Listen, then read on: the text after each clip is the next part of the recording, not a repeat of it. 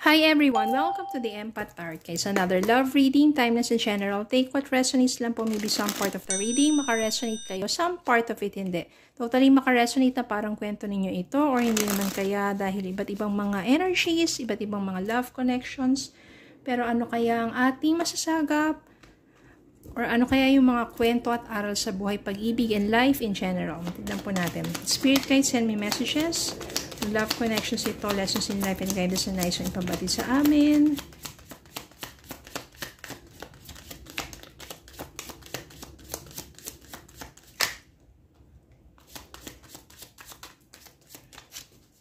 Okay, tignan po natin itong mga to.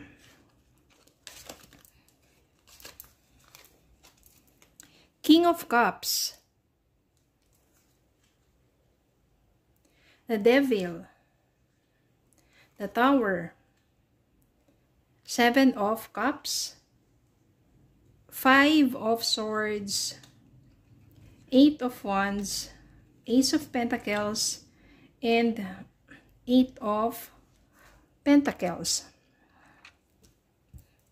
Meron ditong the Devil, the Tower, and 5 of Swords. So, ibig sabihin yan, malaki ang naging kaguluhan sa inyong relationship ng person mo.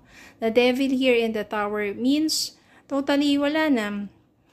No, end na, wasak na, hindi na mabubuo pa kasi yung the Tower dito, ayan, nawasak na, nakidlata, nawasak, yung mga tao nahulog na.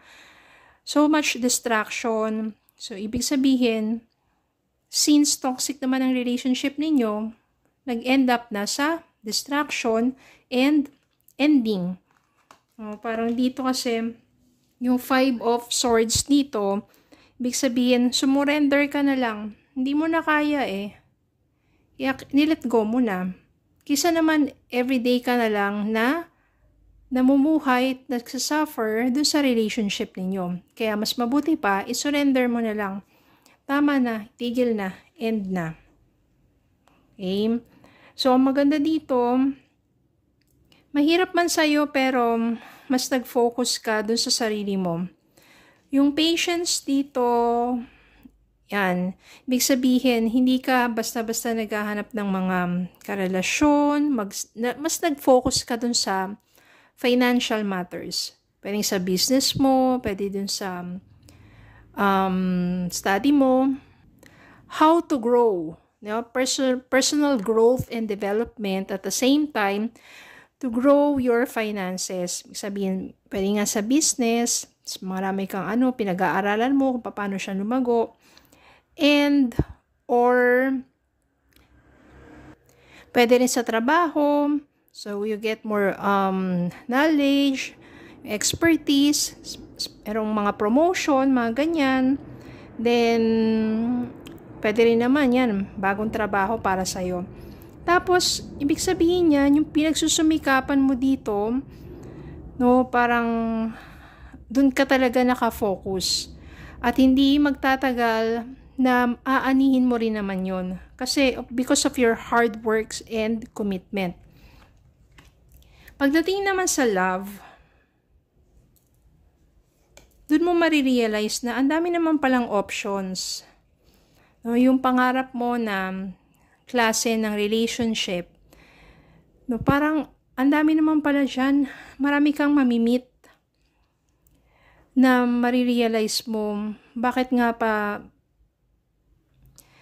inaksaya mo yung mga panahon do sa toxic mong person, do sa toxic relationship. Well, in fact, ang dami mong nakikilala na may mabuting hangarin naman, mabuting tao, di ba?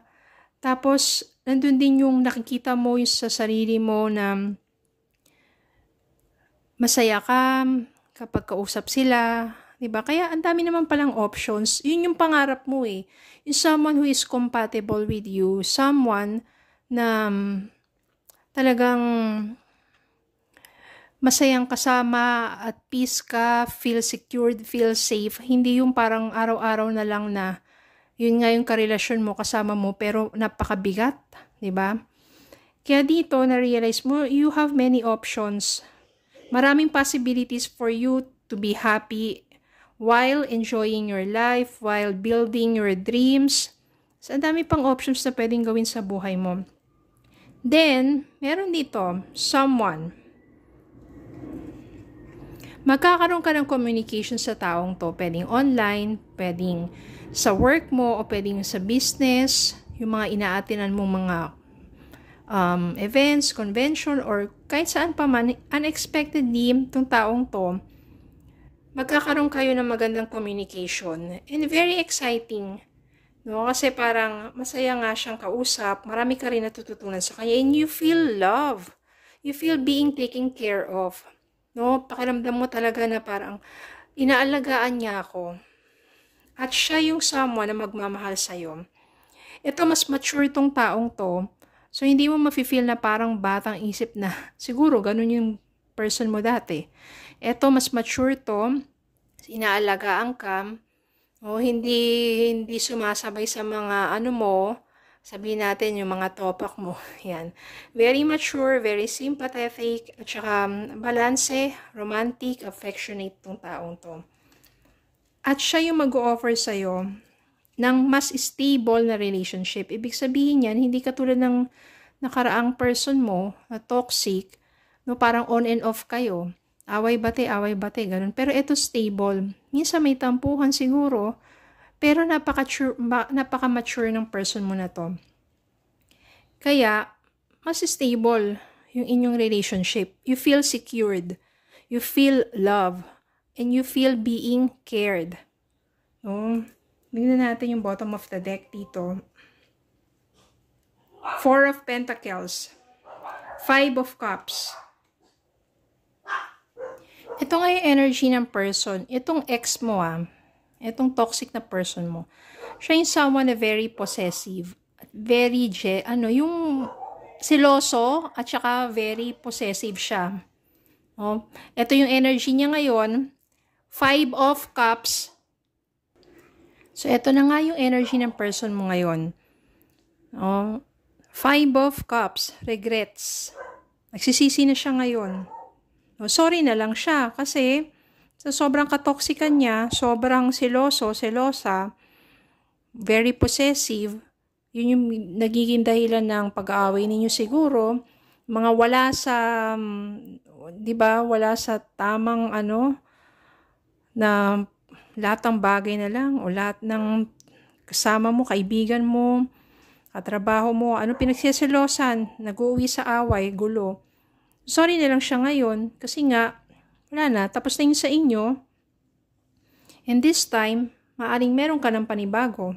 Someone na mapag-alaga, may tiwala, someone na very mature nga. Diba? And mas maganda at stable ang relationship ninyo to. So, sorry na lang doon sa ex mo, sa dati mong person. Kaya, yun talaga minsan nasa huli ang pagsisisi. Kung gusto niya man na muling magbalik sa'yo, nasa sa'yo yan. Mabalik ka pa ba doon? Kung meron ng someone na very loving, caring, trusting, diba? Kaya, kung ikaw bibigyan ng pagkakataon, sino pipiliin mo? Iiwan mo ba tong taong nagmamahal sa'yo para bumalik doon? Or, pwede mo naman siyang forgive. Pero hindi na. Hindi ka na babalik doon, di ba? Masaya ka na dito at dapat pahalagaan mo yung taong tunay na nagpapasaya sa'yo. Tunay na nagmamahal sa'yo at hindi ka sinasaktan. Okay, so yun lang po. Maraming salamat po for watching. Please don't forget to like, share, comment, subscribe, follow me on Facebook and YouTube. Have a good day po and God bless.